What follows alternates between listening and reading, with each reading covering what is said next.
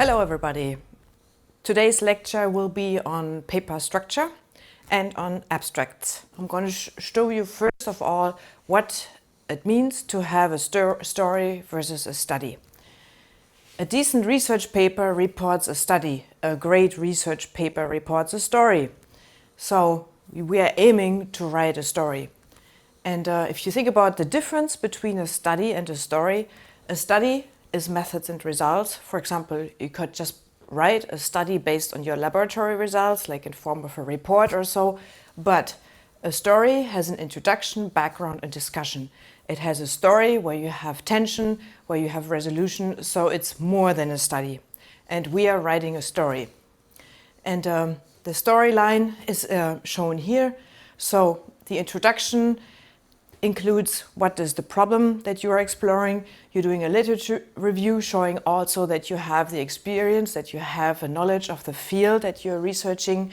You describe your methods, what did you do in detail. I will tell you about this as well. Then the results, who are the main characters in your results, and discussion, how does your results map into what's already known. And finally, the conclusions. This is the take-home message. This is the implications.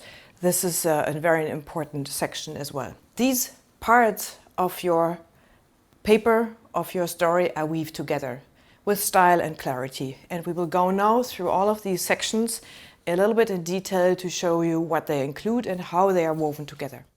Okay, to summarize, we're aiming to write a story because stories is what people are interested in. And the readers should be able to read from the beginning to the end to understand you have written a story. So if I have something coming up in the end, in my conclusion, which you didn't talk about in the discussion, then this is frustrating for the reader. So you have to have a linkage between your introduction and the conclusion. This is how this paper by Weiss and Neumann, A Guide to Writing Articles in English, divides the paper into sections. So the paper sections are divided into three main sections.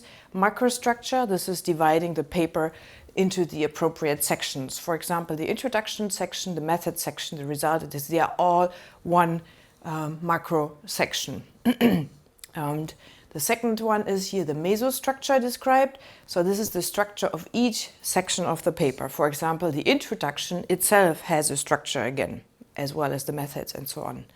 And I highlighted here this sentence from the paper because it's very important. Transparent mesostructure can compensate for poor writing, while no amount of clever writing can compensate for poor mesostructure. In other words, if there's a chaos in your paper, even if you have brilliant data, let's say, people will likely not understand it, it will reject it. So helping with a clear structure improves definitely your paper quality. And then the microstructure is the structure of each paragraph. So think about it as in Russian dolls, where we have big dolls that fit into smaller dolls. I will talk about this in the paragraph section, but your paper is kind of entities, small entities that are broken down into the smallest sections, which are paragraphs. But the typical structure of a scientific paper looks like this. So the basic structure is you have the title, the keywords, abstract, introduction, methods, results, discussion, acknowledgements, and reference list. This is given by the journals. There might be slight deviations depending on the journal. As I have outlined here, you can have a theory, for example, special, or the discussion and the conclusions are broken up. Sometimes the discussion, as here, includes the conclusion. So you have to watch what the journal requirements are. And what is the content of each of these sections? So basically, the introduction, you ask the question, why? So the problem is stated, what is known, so this is the background, history of the question, and your goal and your research hypothesis is stated. Then the method section includes how you did your experiments, how you treated your data. So the method section clearly says how, and this very much in detail. It also includes study areas or other data resources. For example, if you downloaded lots of data from satellite images, repositories or so, this would be going in here. Then the results section, this is where the meat is given. So your results from your work are stated here without judgment. You show them in figures and tables. Now the discussion starten, and different to the result section, is you are taking these results and you are saying what is new, what goes beyond the current state. So what do my results, how does it map into the current view, and how does it add to the current view of knowledge, what's already out there. So I also go back to the questions hypothesis that I had in the beginning, so it links here again. It also goes into novelty, context to prior work, limitations, for example, if you had a problematic method or so, you would go report in here, and very important applications and implications, so broader implications are listed in the discussion. And here is listed more in detail how the microstructure of each of these sections is. So you might want to have a look at these and look exactly how the structure is followed up, because you can see here, this is, you have the introduction again is separated into your context and justification objective 1, 2, 3. And also here the methods is the analysis related to object 1, 2, 3, again the results and the discussion. So this is what I mean. If you have this clear structure, follow this, then it kind of helps already with the clarity of the paper. So you should follow this. For example, don't report in your results the results related to objective 1 as related to objective 3. Don't mix this up, just use this structure. This is called the IMRAD paper structure.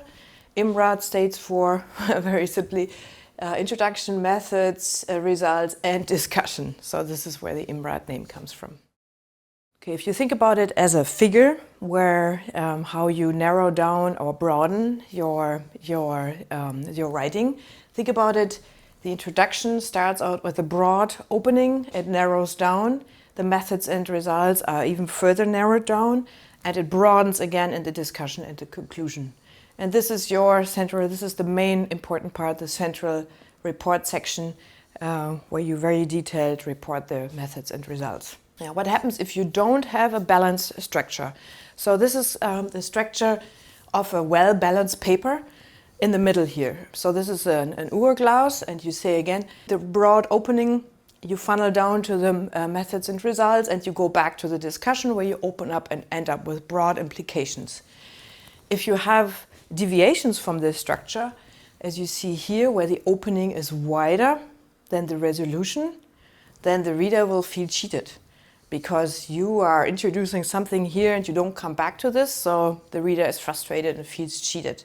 The same here, where the reader is not seeing the story, you're starting out with an introduction that is thinner than the resolution here, and then it's under-promising, so the reader doesn't even know that you have a very interesting story to tell. So you have to think how to match your opening and your discussion by this structure, and aim for this well-balanced structure. You can also think about it in terms of a juicy hamburger, where you have the introduction and the discussion as the nice buns, the sesame buns that are housing your methods and results. Okay, this is the IMRAD paper structure again shown in a picture, and it has as a way of showing you also the flow and the broadening here, the focusing and the broadening again. And I will now go in the following through all of these, each of these individual sections, to show you what they should include and what not to do, basically. Again, the question here in the introduction is why. If you want to just use one keyword to describe the section, introduction is why, the methods how, the results what, the discussion so what. And yeah, these other ones are outside the box, and I will talk about them as well today.